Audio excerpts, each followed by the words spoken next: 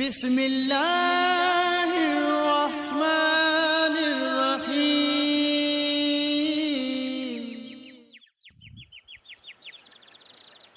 Assalamualaikum warahmatullahi wabarakatuh. Waalaikumsalam warahmatullahi wabarakatuh. Alhamdulillahi rabbil alamin. Wassalatu wassalamu ala ashrafil anbiya'i wal mursalin wa ala alihi wa sahbihi ajma'in. Ashhadu an la ilaha illallah wahdahu la syarika lah wa ashhadu anna Muhammadan abduhu wa rasuluh sallallahu alaihi wa ala alihi wa sahbihi wa man tabi'ahum bi ihsanin ila yaumiddin. Amma ba'du.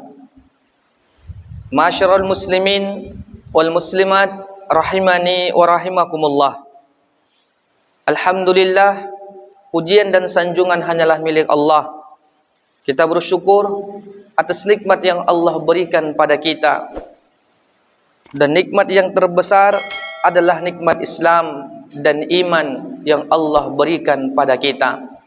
Sedangkan nikmat-nikmat dunia yang Allah berikan pada kita hanyalah sebatas amanah, yang mana amanah itu nantinya bisa membantu kita untuk lebih dekat kepada Allah Tabaraka wa Ta'ala.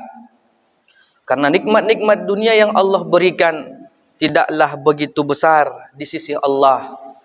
Nikmat harta, nikmat kesehatan, itu semuanya akan sirna ketika maut mendatangi kita. Maka di antara perbedaan agama-agama samawi dengan agama Islam, kalau di dalam agama Islam senantiasa ajarannya mengingatkan kita bahwa negeri akhirat adalah kampung halaman kita. Kemudian dunia dan seisinya tidaklah begitu dipedulikan. Namun di dunialah kita beramal saleh. Ketika Rasul sallallahu alaihi wasallam mengatakan kepada kita, mengatakan kepada sahabat Rasul sallallahu alaihi wasallam, "Lau kanatid dunya inda lau kanatid dunya inda jahanati ba'udatin ma saqa minha syurbata ma'in." Kalaulah seandainya dunia sebanding dengan sayap nyamuk di sisi Allah, maka Allah tidak akan pernah sedikit pun memberikan minum kepada orang kafir walaupun hanya seteguk saja. Ternyata para ulama mengatakan kepada kita, sayap nyamuk lebih mulia dibandingkan dunia dan seisinya.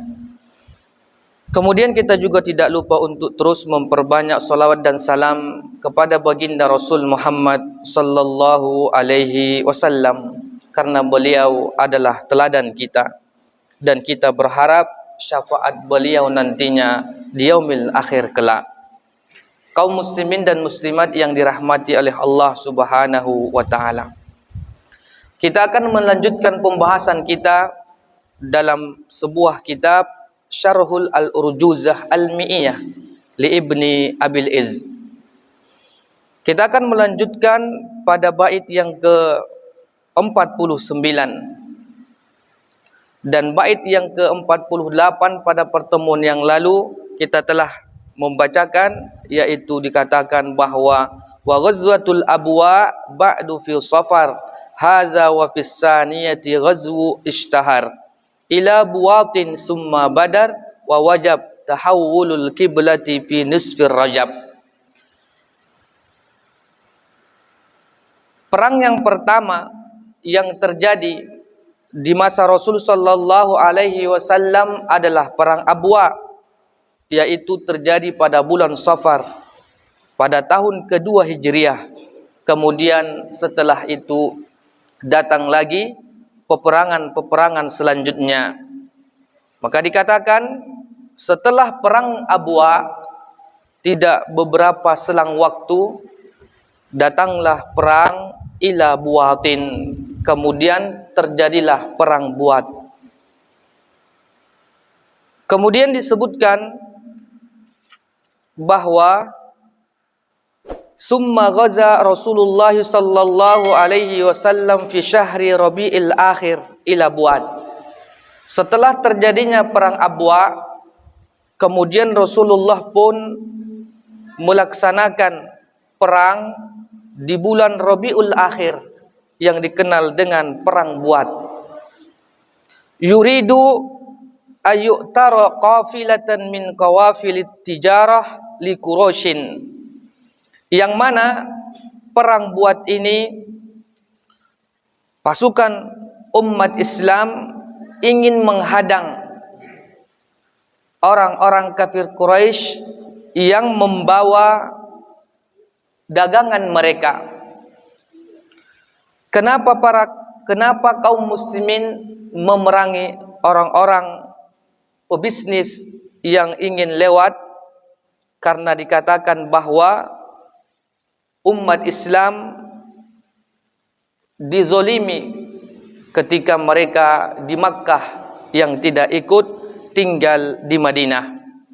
Maka sampailah orang-orang kafir Quraisy, para pedagang mereka di tempat Buat, sebuah tempat min nahiyati Rotwa. Itu adalah sebuah tempat yang ada di dekat Madinah sana. Kemudian kaum muslimin kaum muslimin dan muslimat yang dirahmati oleh Allah Subhanahu wa taala. Summa raja'a ilal Madinah walam yalqa kaidan. Namun ternyata peperangan ini juga tidak terjadi.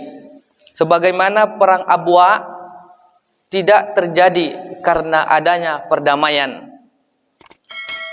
Dan pada dasarnya umat Islam melakukan peperangan bukan berarti umat Islam itu agamanya radikal ataupun agama suka berperang. Tetapi peperangan yang diadakan umat Islam karena tidak dapat lagi didamaikan. Tidak ada lagi tata cara untuk perdamaian, maka jalan akhirnya dilaksanakanlah peperangan. Karena kita lihat pada perang pertama, perang Abwa, tidak terjadi. Begitu juga dengan perang yang kedua yang terjadi di bulan Rabiul Akhir, yaitu perang Buat, juga tidak terjadi. Kenapa tidak terjadi? Karena disebutkan bahwa setelah serangan di Abwa sebulan yang lalu pada bulan Safar, kemudian Rasulullah pun secara pribadi memimpin 200 orang muhajirin dan ansar menuju Buat, sebuah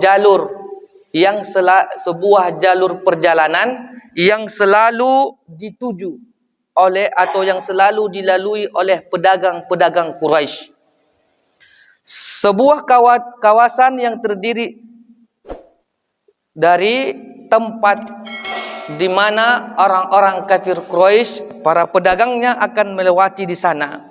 Kemudian dikatakan ternyata pedagang-pedagang itu jumlah mereka yang akan melintas begitu banyak. Di antaranya dikatakan hampir sampai 1.500 unta akan melintas sebagai kendaraan para pedagang-pedagang Quraisy melewati rute dari Buat tersebut. Tetapi ternyata ketika kafilah-kafilah orang-orang kafir Quraisy itu ingin berangkat, mereka dikawal. Sama juga dengan keadaan kita sekarang. Ketika ada negara membawa emas, membawa uang, itu akan dikawal. Ataupun membawa rempah-rempah ke sebuah negara ataupun ke sebuah daerah, memang dikawal.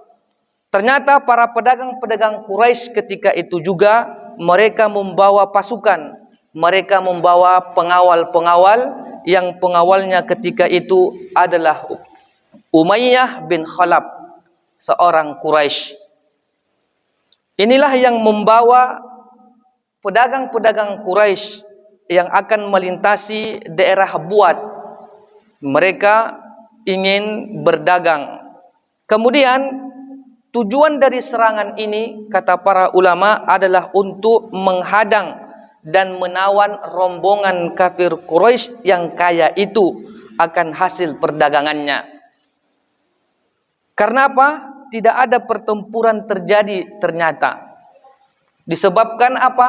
Karena ternyata ada yang membocorkan dari informasi di mana Rasul dan pasukannya kaum muslimin ingin menawan mereka, ingin menghadang para pedagang-pedagang kafir Quraisy kalau melintas di Buat tersebut, daerah Buat tersebut. Dan informasi tersebut sampailah kepada orang-orang atau pimpinan kafir Quraisy, para pedagang tersebut.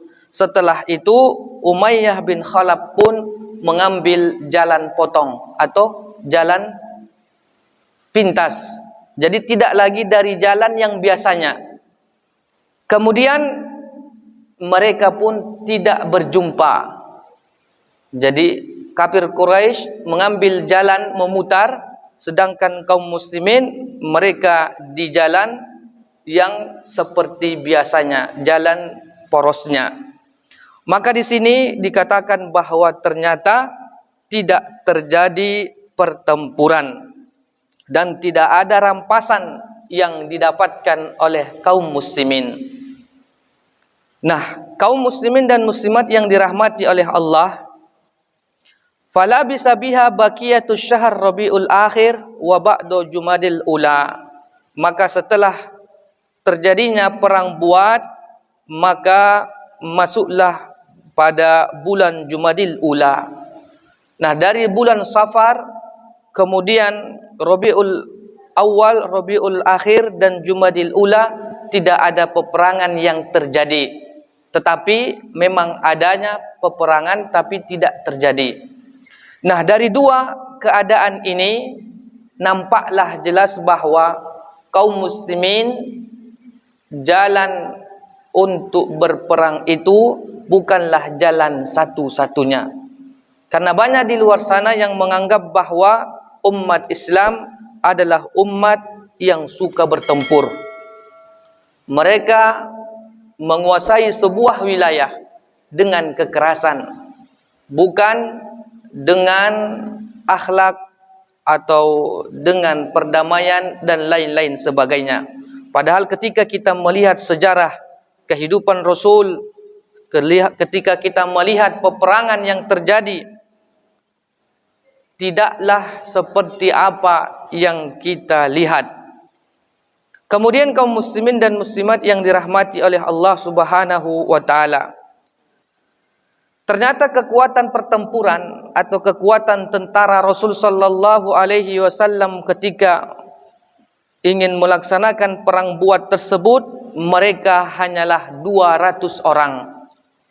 Dan sedangkan yang ingin mereka kawal itu lebih dari 1000 orang. Kemudian pasukan pedagang-pedagang kafir Quraisy, mereka dijaga oleh pasukan-pasukan sebanyak 100 pasukan. Kemudian dikatakan bahwa summa Badar. Nah, setelah perang Abwa tidak terjadi dan perang Buat juga tidak terjadi, masuklah perang Badar. Summa Badrin. Ai summa ila ghazwati Badr ula. Nah, disinilah kemudian Rasulullah pun melanjutkan peperangan yang disebut dengan perang Badar yang pertama. Wa kanat fi syahri Jumadil Akhirah, yaitu pada bulan Jumadil Akhirah.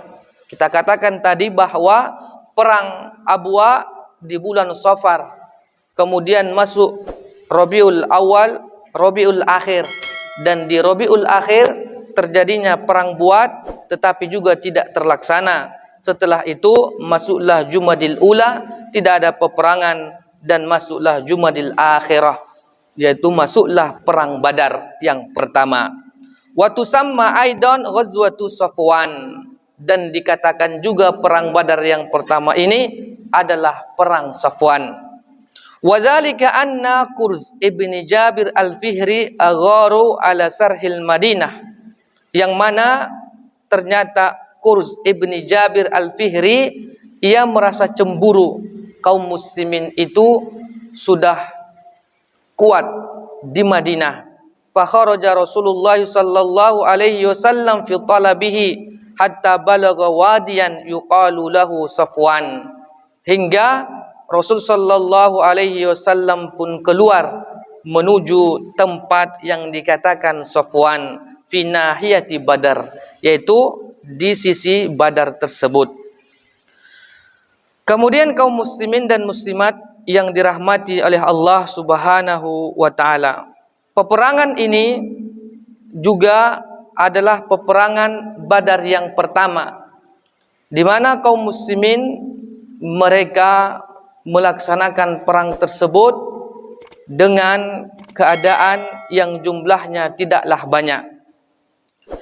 Selanjutnya dikatakan wa wajib tahawulu kiblati fi nisbir Rajab. Dikatakan penyair bahwa setelah itu diwajibkanlah para kaum muslimin mengubah arah perpindahan kiblat mereka di pertengahan bulan Rajab.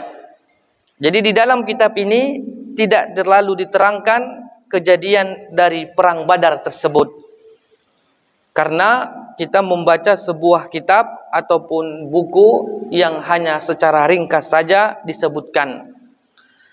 Dikatakan di dalam syair bahwa pertama tadi perang yang dilakukan kaum muslimin adalah perang Abwa, tidak terjadi. Kemudian perang Buat juga tidak terjadi, dan kemudian perang Badar yang pertama terjadi, dan di sana kaum muslimin berperang. Kemudian setelah itu diwajibkanlah perpindahan dari terjadilah perpindahan kiblat yang dulunya arah ke Baitul Maqdis atau ke Palestina, kemudian dipindahkan mengarah Ka'bah ataupun ke Makkah di pertengahan bulan Rajab. Lam yakhtalif ahlul ilmi anna tahwil al-qiblah min Baitil Muqaddas ila al-Ka'bah al-Musyarrafati kana fi sana ats-tsaniyah lil hijrah. Maka tidak ada perbedaan di kalangan ahlul ilmi bahwa perpindahan kiblat dari Baitul Maqdis ke Ka'bah pada bulan atau pada tahun yang kedua dari Hijriah, tahun Hijriah, yaitu di bulan Rajab atau di pertengahan bulan Rajab. Qabla waqa'ati Badril Kubra, yaitu terjadi sebelum peperangan Badar yang besar atau Badratil Kubra. Walakin ikhtalafu fi syahr, akan tetapi para ulama berbeda pendapat. Waktu perpindahan kiblat dari Baitul Maqdis ke Ka'bah, tahunnya para ulama tidak ada yang berbeda pendapat pada tahun kedua Hijriah. Kemudian yang diperdebatkan para ulama, yang diperselisihkan para ulama adalah bulannya. Ada yang mengatakan di dalam syair kita dikatakan adalah di pertengahan bulan di bulan Rajab. Fakila fi Sya'ban, ada juga riwayat yang mengatakan perpindahan kiblat dari Baitul Maqdis ke Ka'bah adalah pada bulan Sya'ban. Wakila fi Jumadil Akhirah, ada yang mengatakan pada bulan Jumadil Akhir. Wakila fi Rajab, ada juga riwayat yang mengatakan pada bulan Rajab. Kama qala an-Nazim rahimahullah, sebagaimana kitab yang kita baca ini pengarangnya mengatakan bahwa perpindahan kiblat dari Baitul Maqdis ke Ka'bah itu di bulan Rajab. Wa huwa qaulul jumhur, dan ternyata ini adalah perkataan jumhur ulama. Qala Al-Hafiz Ibnu Hajar fil Fathi, kemudian Ibnu Hajar Al-Asqalani mengatakan di dalam kitab Syarah Al-Bukharinya, yaitu di dalam kitab Al-Fathul Barinya, kana at-tahwilu fi nisfi syahri Rajab min sana ats-tsaniyah ala sahih.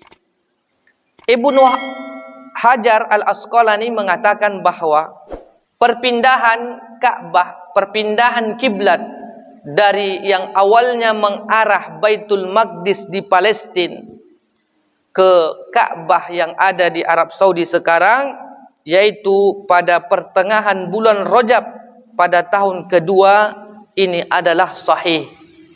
Wabihi jazamul jumhur, dan para ulama mayoritasnya menekankan ini. Warawahu al-Hakim bisanadin sahihi an Ibni Abbas, dan ini diriwayatkan oleh Imam Hakim dengan sanad yang sahih dari Ibnu Abbas. Jadi Ibnu Abbas, sahabat Rasul, yang menceritakan bahwa ternyata terjadinya perpindahan kiblat dari Baitul Maqdis ke Ka'bah, yaitu di Makkah. Ibnu Abbas lah yang menceritakannya. Selanjutnya, min ba'di dzil usyair ya ikhwani wa fardu syahri shaumi fi Sya'ban. Kemudian setelah itu masuklah perang Usyair, yaitu perang Usyair, ya ikhwani, wahai saudaraku. Ai anna badrun al-ula kana min ba'da ghazwati dzil usyair. Dan bahwa ternyata perang Badar yang pertama setelah itu masuk juga perang Dzul Usyair. Ada namanya perang Usyair. Wa yuqalu laha aidan al-Usyairah. Dikatakan juga perang Usyairah ataupun wal Usyaira atau al-Usyaira. Wa kanat ba'daha bi asyrati ayyam, dan setelah itu 10 hari setelahnya kharaja fiha an-nabiy sallallahu alaihi wasallam bi nafsihi fi asna Jumadil ula hatta balaghaha wa hiya makanun bi batnin yanba, di mana Rasul sallallahu alaihi wasallam yang memimpin pasukan untuk melaksanakan perang Usyair atau Usyairah pada bulan Jumadil ula. Wa aqama hunaka bagiyatus syahr wa layali min Jumadil akhirah, dan mereka pun di sana menginap hingga bulan Jumadil akhirah. Wa Salih bani Mudlij summa raja'a ilal Madinah wa lam yalqa kaidan, dan begitu juga ternyata peperangan ini tidak terjadi. Peperangan Al-Usyair tidak terjadi. Kemudian dikatakan oleh penyair wa fardu syahri shaumi fi Sya'ban, maka diwajibkanlah puasa pada bulan Sya'ban. Minas sana ats-tsaniyah lil hijrah, yaitu pada tahun kedua dari hijrahnya Rasul sallallahu alaihi wasallam ke Madinah. Ba'da ma surifat al-qiblah ilal Ka'bah bi syahr wa kana dzalika fi syahri Sya'ban, dan bulan puasa diwajibkan pada bulan Sya'ban, yang mana ketika kiblat itu dipindahkan arahnya menuju Ka'bah setelah 1 bulan. Wa kana dzalika fi syahri Sya'ban, dan itu semua terjadi pada bulan Sya'ban. Kaum muslimin dan muslimat yang dirahmati oleh Allah Subhanahu wa taala. Setelah kita mengetahui ternyata peperangan-peperangan yang terjadi di masa Rasul sallallahu alaihi wasallam tidaklah semuanya terjadi pertempuran, tapi lebih banyak lagi perdamaian yang terjadi. Dikatakan bahwa memang pada dasarnya umat Islam mendakwahkan Islam dengan jalan perdamaian. Mereka tidaklah mengajarkan kekerasan.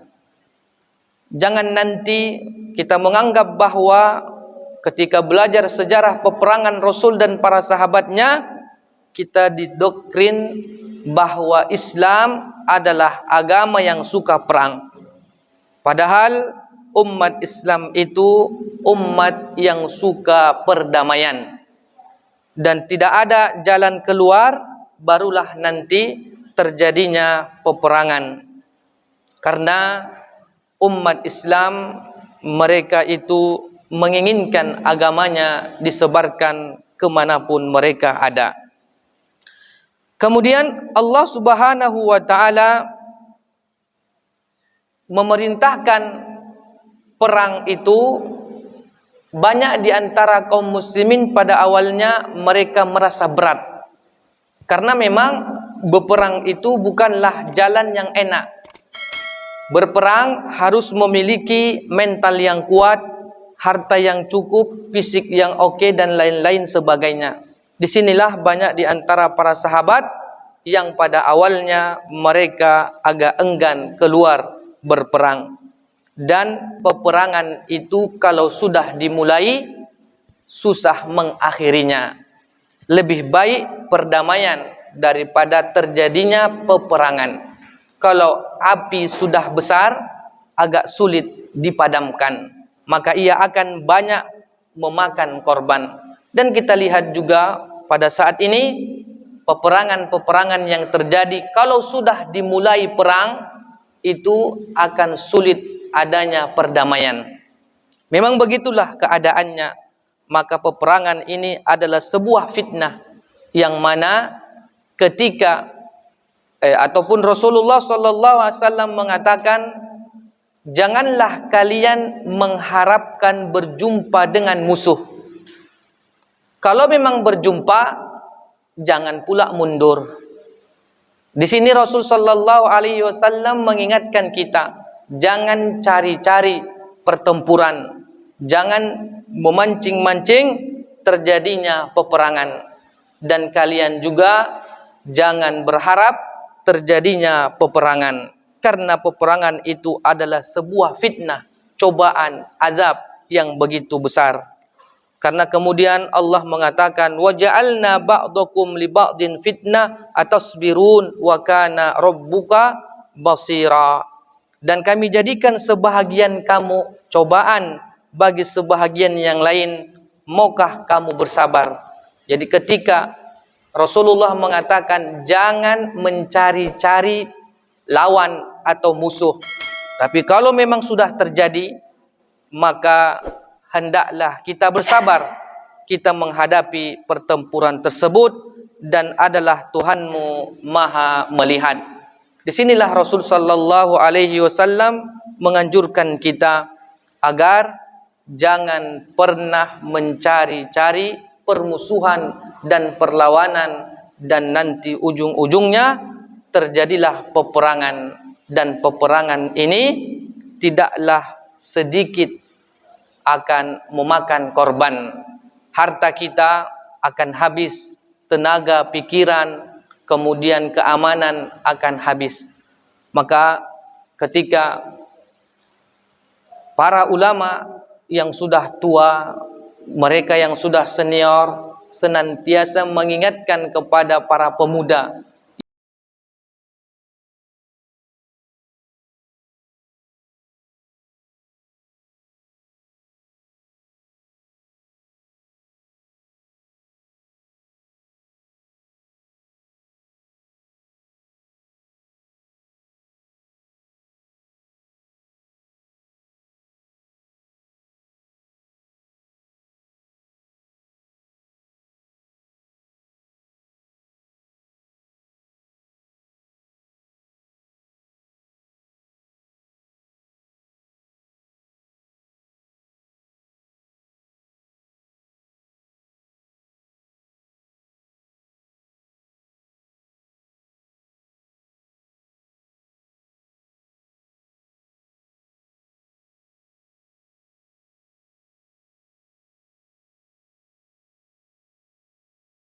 mudahan Allah Subhanahu wa taala menjadikan kita orang-orang yang teguh dan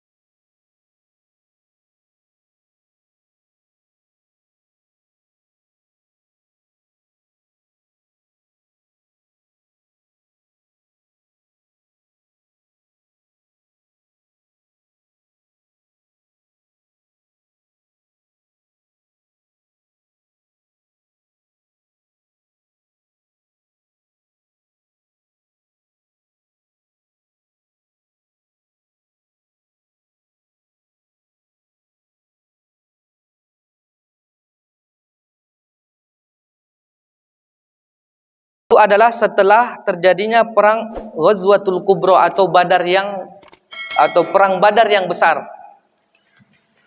Jadi ternyata di dalam hadis itu dikatakan kita kembali dari perang Badar yang besar dan akan menghadapi perang yang lebih besar lagi, yaitu jihadun nafsi, berperang melawan diri sendiri. Kemudian ada juga mengatakan bahwa walaupun hadisnya ini dengan sanadnya lemah, tetapi maknanya agak hasan, maknanya agak sahih, yaitu makna dari jihadun nafsi adalah memerangi hawa nafsu.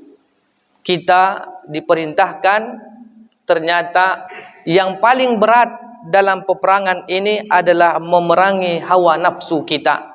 Karena hawa nafsu yang kita ikutkan adalah sangat-sangat membahayakan dalam kehidupan kita. Di antara hawa nafsu yang paling berat itu adalah cinta dunia dan panjang angan-angan. Kalau kita ikutkan, ini yang sangat berbahaya. Maka dikatakan di dalam hadis Rasul, la yazalu al-kabiru syabban fisnatain.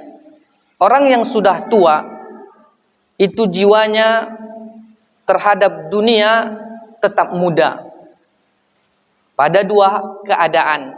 Yang pertama adalah hubbud dunya wa tulul amal, cinta dunia dan panjang angan-angan. Kalau kita sudah tua, kalau keinginan-keinginan terhadap dunia ini masih tetap muda, kita pasti masih menginginkan rumah yang mewah, perkebunan yang banyak, istri yang banyak. Walaupun udah tua, walaupun kita sudah berumur 80-90 tahun, maka keinginan-keinginan terhadap dunia masih tetap muda. Nah, ini yang paling sulit untuk kita lawan. Pada hakikatnya, sebagaimana halnya juga ketika pertama kali disyariatkan peperangan di dalam Islam, kaum muslimin, para sahabat juga merasa berat. Karena memang kalau sudah bertempur, sulit untuk berdamainya dan bahkan banyak memakan korban. Jadi orang-orang yang melaksanakan peperangan itu adalah orang-orang yang bisa melawan hawa nafsunya. Maka di sini para ulama mengatakan bahwa ikut berperang itu juga adalah di antara ikut melawan daripada hawa nafsu kita atau syahwat. Karena apa? Nanti mungkin ada sebahagian kita, karena dia orang kaya, agak malas biasanya ikut jihad. Orang-orang kaya itu pada dasarnya cinta terhadap hartanya. Kalau kita miskin, enggak masalah. Karena miskin, udah sakit, udah udah apalah, daripada aku miskin kayak gini, ikutlah jihad. Daripada lama-lama aku hidup miskin, bagus cari kematian saja. Nah, biasanya pada dasarnya orang-orang kaya itu agak sulit ikut berkorban, apatah lagi berperang. Kalau orang miskin, tak berilmu, tak dipandang, jangan sempat sedikit dipancing. Ayo berperang, ayo. Karena apa yang ia takutkan? Harta juga tidak ada. Kemudian kenikmatan dunia pun tak pernah ia rasakan.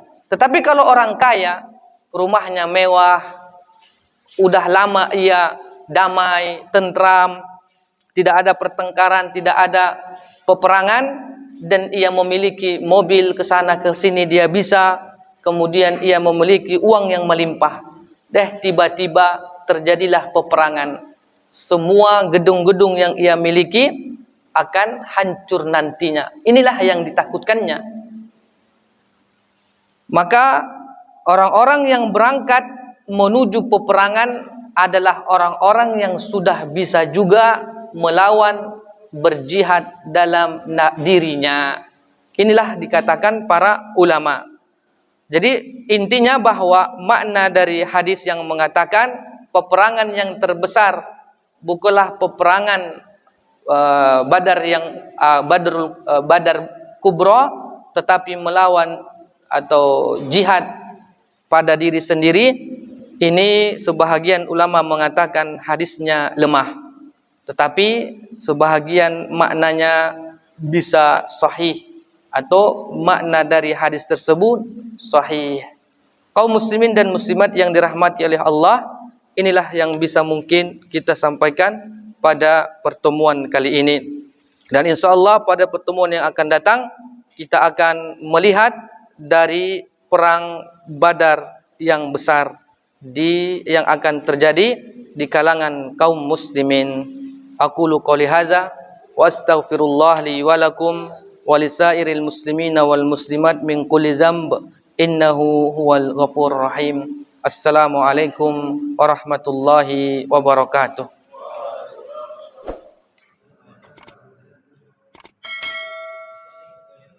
Encer ya Pak, yang ngaduk beda orang.